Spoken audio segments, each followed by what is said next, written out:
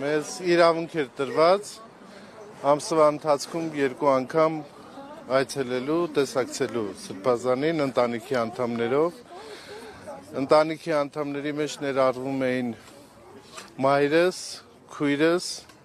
ես եւ առաջի դատական նիստի ժամանակ արտոնվեց նաեւ քրոջս զավակներին տեսակցելու։ Երբևէ հարց ուղեցիք Սրբազանին, ինչու հենց ինքը, ինչու հենց իրեն հրապարակեցին, ընդանիքի պատմություն, Դա Սրբազանին ուղղելու առումով տրամաբանական չէր, որովհետև այնքան բացահայտ էր, որ բոլորն էլ գիտեին եւ հասկանալի էր, որ Սրբազանի դիրքորոշումները հանուն հայ առաքելական եկեղեցու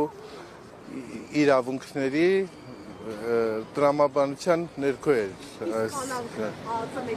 Կյանքում ինչ փոխվեց, հարց ուղղել եք երբևէ կամ փորձել եք հասկանալ այս ժամանակահատվածում ինչ-որ բան փոխել է կյանքում։ Այդպիսի հարց մենք Սրբազանին չենք ուղղել, բայց մեր անձեն աչքով տեսանելի էր, որ Սրբազանին եւս մեկ անգամ հաստատել էր այն պատկերացումների, դիրքորոշումների մեջ, որ մինչ կալանքը Սրբազանը ուներ։ Իսկ շատ է նշվում, որ Արշակ Սրբազանը վեհափառ հայրապետի ամենասիրելիներից է, այսպես ասած, եւ շատ է նշվում, որ հենց թիրախավորվեց Արշակ Սրբազանը, որպեսզի վեհափառ հայրապետին, այսպես ասած, խոցեն։ Դուք այս ամենում միտում տեսնում եք։ Ես չեմ կարող այդպիսի գնահատական տալ, որովհետև վեհափառ հայրապետի համար սիրելի են բոլոր հոգևորականները եւ մեր ժողովրդի բոլոր զավակները։ Եվ այս տրամաբանությամբ խոցելի են բոլոր նրանք, ովքեր հայ առաքելական եկեղեցու զավակներ են եւ ովքեր առաջի հերթին նաև դիրքորոշում են արտահայտում հասարակական կերպով, հանրային կերպով ի նպաստ հայ առաքելական Սուրբ եկեղեցու։ Տեր Հակոբները հետ կապված չեք կարծում, հա, Սրբազանի դեմ հարուցված քրեական գործի նրա տևական կալանավորման հետ։ Դե ես կարող եմ ասել, չգիտեմ, ինչ իրավունքներ է տալիս։ Ես նախաքննությանը շատ ծանոթ չեմ, դա փակ ռեժիմով է տեղի ունեցել։ Իմ ունեցած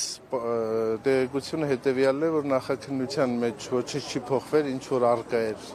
նախապես եւ այսպես իրավաբանների գնահատմամբ սա իրավաբանության տրամաբանությանը որևէ առումով չի ենթարկվում այդ տրամաբանության մեջ եւ իրենց գնահատմամբ սա ուղղակի абսուրդ չինցու, այսպես ասած, տարիներ հետո պատրվակ էր Սրբազանին կալանավորելու համար։ Այո։ Դուք երևի լսել եք այն հոգևորականների կամ արդեն նախկին հոգևորականների հայտարարությունները, որ Արշակ arczepiskopos Խաչատրյանին վերագրվող ենթադրյալ վերագրվող տեսանյութը հենց վեհապար հայրապետն է տարածել, որովհետև իրենք միմյանց դեմ, այսպես ասած, կոմպրոմատներ ունենք։ Այս մասով ինչ կարող եք ասել։ Ես այդպիսի անտրամաբանական գնահատականների չեմ ուզում անդրադառնալ, իսկ ինչ վերաբերում է հոգևորականներին, մեր հոգևորականները, եթե գործող հոգևորականներ են, ես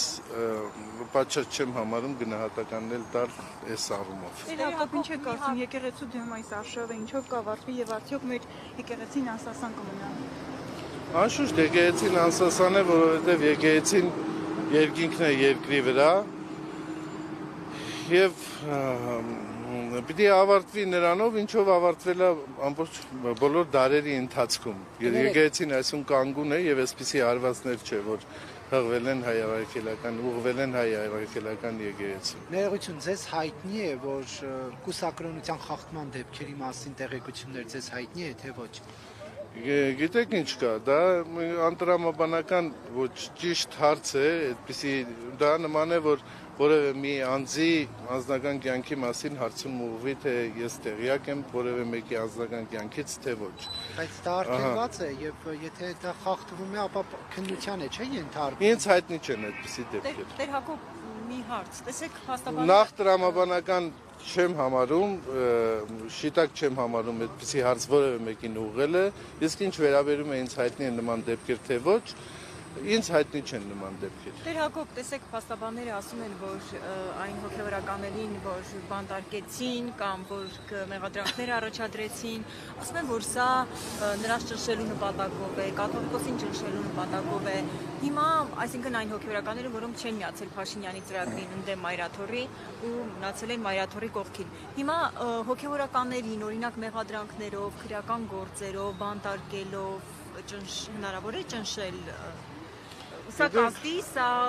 շատերի տրամադրվածության վրա կարող է բացասաբար ազդել։ Գիտեք, անհնար ոչինչ չկա եւ պատմությունը ցույց է տալիս, որ բռնաճնշումներով, որոշակի հիմնարկներով հնարավոր է մարդկանց ներգրավել որոշակի սխալ գործողությունների մեջ, բայց դա օրինակ որ վախենանում միանան Փաշինյանին այս գործերից։ Ուզում եմ ասել, դա ազդող, աշխատող գործիք է։ Ես չգիտեմ, միգուցե վիճակագրությանը պետք է անդրադառնալ եւ եզրակացություններ հանել, թե դրանք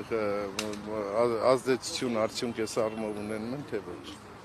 Իսկ ինչով եք պայմանավորում իշխանությունների այս պահի ընդգրկումը, այլևս չեն գնում պատարակներին, չեն պարտադրում, որպեսզի զեղչվի Վեհափար Հայրապետյանը։ Ես չեմ կարող այդ հարցին պատասխանել, որովհետեւ այդքան չեմ էր հետևում, միգուցե հարցում պետք է ուղղել հասիատերերին։ Համեցեք, եւ նաեւ ուրախ եմ, որ ձեզ տեսնում եմ այստեղ, ձեր գործունեություններ, աշխատանքներ, ձեր առաքելություններ ուղղակի դիտարկում ենք հաջակցություն առաքելական մեր սուրբ եկեղեցու եւ ամենայնի գլուխայինը ամենայն հայոց Հայրապետի։ Եվ կներեք իհարկե բնավ չցանկանալով որևէ մեկի անձնական տիրույթ մտնել, բայց քանի որ այդ տեսանյութը տարածվել է լայնորեն համացանցում, դուք նայել եք այդ կադրերը, այդ շինությունը, ներսը, սրահը, սենյակը ձեզ ընդհանրապես ծանոթ տարածք համարվում է։ Ճիշտն ասած, այդ հարցը ավելորդ եմ համարում, լավ կլիներ, հարցը արդեն փակված հարց է եւ բավարար չափով իրազեկում փոխանցվել է այդ հարցի առնչությամբ։ Ձեզ ծանոթ էր այդ սենյակը, թե ոչ։ Այդ հարցի իհարկե ծանոթ չէր, իհարկե ինչ սենյակի մասին է խոսքը։ Եղավ, շնորհակալություն։